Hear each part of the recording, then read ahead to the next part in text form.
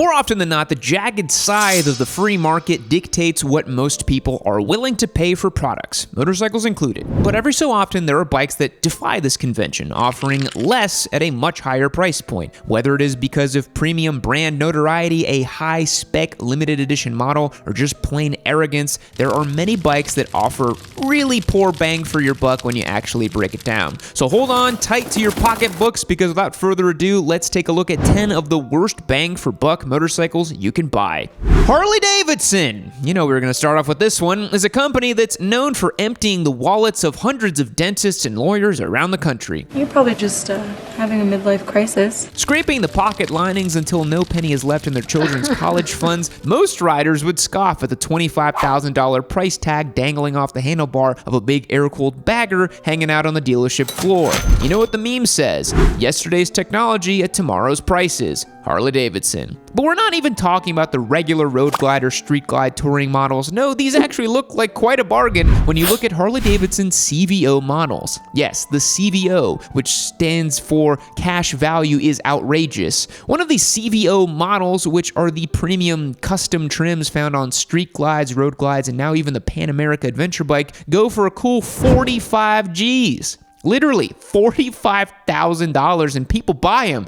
Or I guess they take out loans for them. It's absolutely absurd. You could get so much more motorcycle for 45 grand. Like literally, like several of them stacked up in a garage, or a nice down payment on a house. Or buy a whole house in Detroit. A CVO Road Glide has a 121 cubic inch engine that makes 139 foot-pounds of torque and 115 horsepower. The regular Road Glide, which costs literally $20,000 less, makes 130 foot-pounds and 105 horsepower. So what's that 20 grand getting you? A couple more ponies and paint? Speaking of, if you were to get the legendary orange paint job, it would cost you another $6,000. The CVO just isn't one of the worst bang for buck motorcycles. It is one of the worst ways to spend $50,000 in general. Just buy a Goldwing and donate the other 25 grand to charity. It's gonna feel a lot better. Look, this one's gonna hurt me as much as it hurts you. I clown on the Harley guys. Now time for me to go ahead and commit seppuku. Ducati is, of course, another brand that is capable of charging premium prices compared to most other manufacturers. But usually, when it comes to Ducati, you get what you pay for in regards to world-class performance,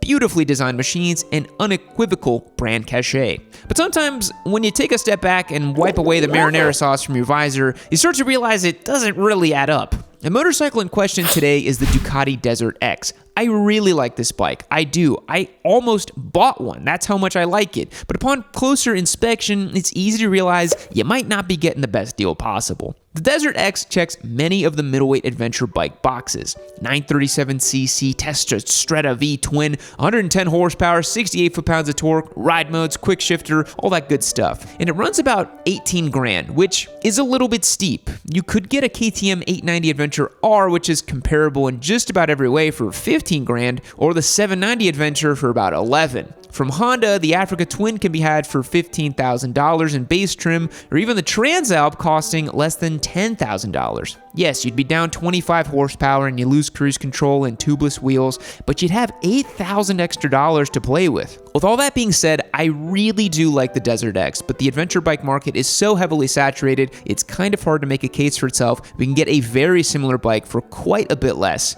Or you can get a lot more bike with just a little bit more money with something like the 1290 Adventure. Have you seen the outrageous prices people are charging for motorcycles these days? Dealerships and private sellers alike, it's outrageous. If only there was an alternative. If only there was a way to get a free motorcycle, say a BMW S1000RR. How would one go about finding themselves in that situation? It's funny you might ask. We're giving one away over at eamynoob.co, and you have just about 10 days left to get entered to win. We've given away dozens of motorcycles over the year, valued at over $500,000.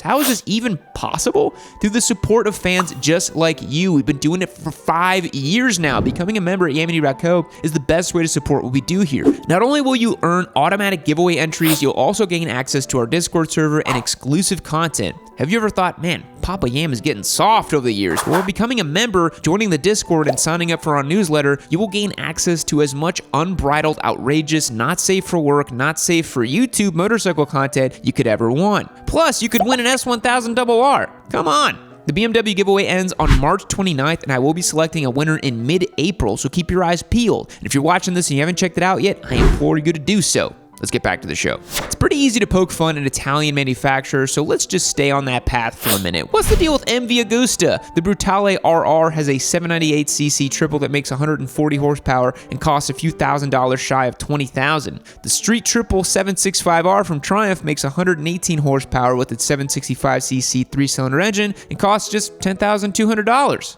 Something's not adding up here. The Triumph has adjustable Showa suspension, Brembo brakes, even the higher spec Street Triple RS makes 128 horsepower, uses an upgraded Olin shock and Brembo style calipers, and costs less than $13,000. Oh, I get it, the Brutale costs so much more because it's been highly stylized to look like an insect. Wait a second, the Street Triple looks like a bug too! This is beyond me. Do people really buy these? People really want to spend so much money on an Italian bike named after a vampire? I really don't get it. CF Moto is making a name for itself by being very value-driven, inexpensive bikes that are really giving the big four a run for their money in the beginner bike segment. But bikes from CF Moto start to lose their allure as you move up the price range. For instance, they sell the Ibex 800S and T models, the former using cast wheels and street tires, and the T trim offering a more adventure flavor with spoked wheels, a luggage rack, and a center stand. These bikes cost right around $10,000 and $11,000 respectively, so it's not a terrible deal. But then you realize Suzuki's new V-Strom 800 is sold in similar trim variants, costing about the same, and let's face it, it's made in Japan with the tenure of motorcycle manufacturing spanning over 75 years. The V-Strom 800 DE uses spoked wheels, has an adjustable Showa fork, includes the electronic creature comforts like ride mode and a bi-directional quick shifter, so essentially the CF Moto Ibex 800T has 10 extra horsepower, 94 compared to V-Strom's 83, cruise control, and heated grips.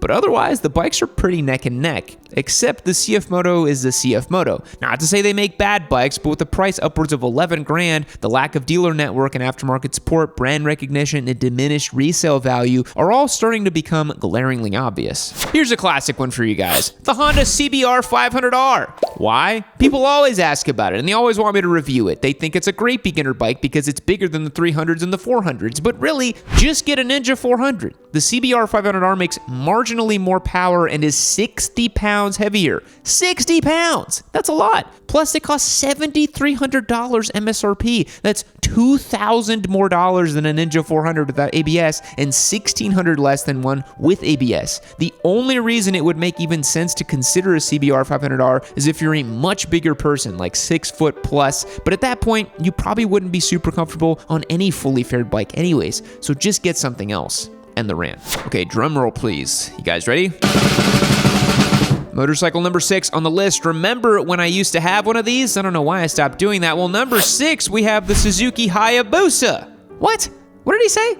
You heard me. A brand new Suzuki Hayabusa is a really bad buy. Superbikes have gotten so powerful as is. The allure of a 1340cc beluga whale is sort of lost on most people.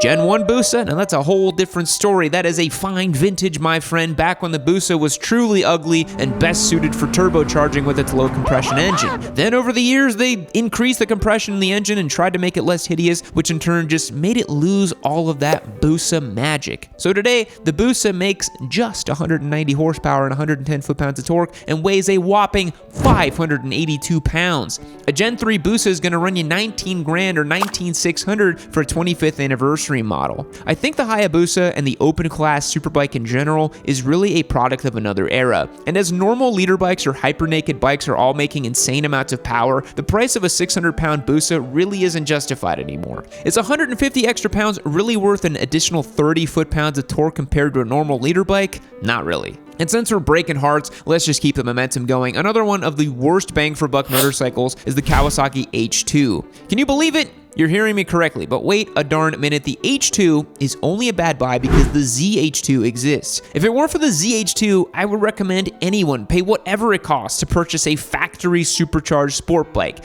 But since the ZH2 exists with upright ergos and a price tag of just $18,500, a whole $13,600 less than the $32,000 the H2 will run you, a full-blown H2 is kind of hard to make the case for itself. Yes, it's fully fared. It makes slightly more peak power and has improved brakes and suspension. But what are you going to do? Take the H2 on track? come on. And for the intended use of highway poles and general squid buffoonery, the ZH2 fits the bill perfectly fine. And the ZH2 is still using Brembo brakes and adjustable Showa suspension. It's not like it's running with some no-name right-side-up twigs up front. So call it controversial, but the full-blown H2 is really not worth the $32,000 price tag when the ZH2 is available, which again, still kind of want one of those bikes. M1000XR, ZH2, my thirst for power is just seemingly never ending. I'm gonna end up with one of those bikes, I just know it. Forgive me while I kick Triumph while they're already down. As a longtime Triumph simp, I am allowed to make critical remarks. They've announced the final production run of the Thruxton is underway, and look, I can't say I'm surprised because in my opinion, it really was quite expensive for what you get. 17 grand for a cafe racer?